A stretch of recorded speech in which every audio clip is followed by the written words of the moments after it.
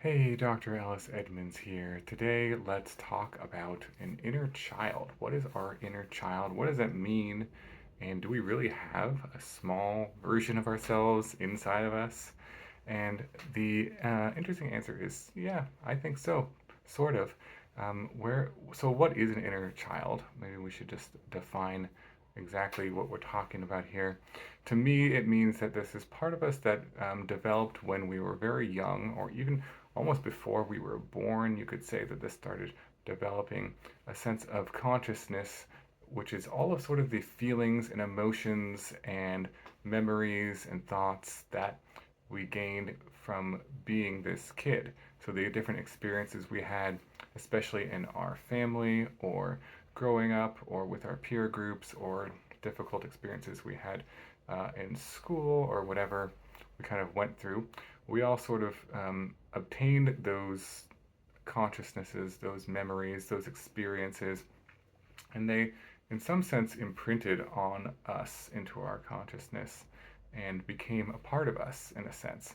And that part of us can get sort of re triggered or come back up in certain situations in our life. For example, if maybe you had a friend that insulted you a lot when you were a kid, probably not a very good friend, obviously, but now if you have a friend as an adult who insults you, it may trigger that same little kid inside of you who was insulted a lot by his friend when he was a kid. It may trigger that same part of you, that same memory may come back up if it hasn't been dealt with or healed. So that's kind of a simple example.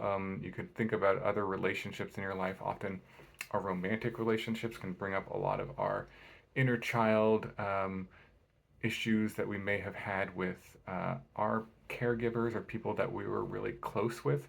So, very intimate relationships can mirror other intimate relationships, close relationships we had when we were a kid. Every relationship we kind of have sort of leaves some sort of imprint on our consciousness, of course. So, it might not be like one specific time, although there are maybe specific memories in which certain lessons or feelings really got stuck inside of you to some extent. If you have, particular difficult memories, those can really imprint uh, beliefs that we may have still as an adult. So you can think about some of the common ones are like, I am not lovable, or nobody cares about me, I am not successful, I am not good enough. Um, all sorts of beliefs about yourself. The reason why the inner child often thinks about itself is because it can't, typically, is not going to take the parents or the other person and say that they were the bad ones. They're usually going to internalize the messages or whatever they heard and say, maybe I'm the bad one, or I'm the one that needs to change, or there's something wrong with me as the kid. Because your job as a kid is to survive by sticking with your family and to doing what you can to adapt to the particular situation which you grew up in. So those messages often get internalized and often will be self directed negatively, unfortunately. They can also be beliefs about other people or your safety in the world, all sorts of things about our experiences, and those beliefs can carry over into adulthood. And so I really encourage you, if you haven't done any kind of this self reflection work, to kind of look back on your childhood and understand what was kind of going on. How are you feeling? What kind of beliefs did you um, encounter from your parents, from other people? What did you internalize? And take a look at maybe how are those things showing up in your current life? And if you could choose to, do you think those things are helping you now in your life, or are they holding you back in some way? Now, when we're thinking about an inner child, this really is a relationship that you have with yourself here. This is a part of you that you are continuing to relate to on a daily basis. Every time you sort of typically feel a strong emotion, that can be an indication that your inner kid is showing up. When we're really young, our emotions are one of the first things to develop because that's really what we have when we're an infant, when we're just born.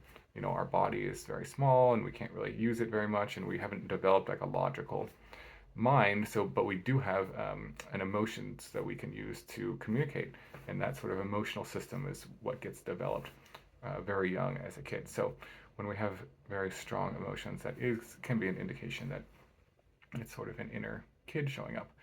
And so it is a relationship that you want to cultivate with yourself. And almost imagining if you have maybe a photo of yourself when you were really young, when you were a kid, or just imagining what you were like when you were that kid. You know, how would you speak to that kid when that kid was sad, when he was hurt, when he was feeling upset or angry, when things weren't going his way in life? What kind of kind words might you say to him? Encouraging words would you say to that kid?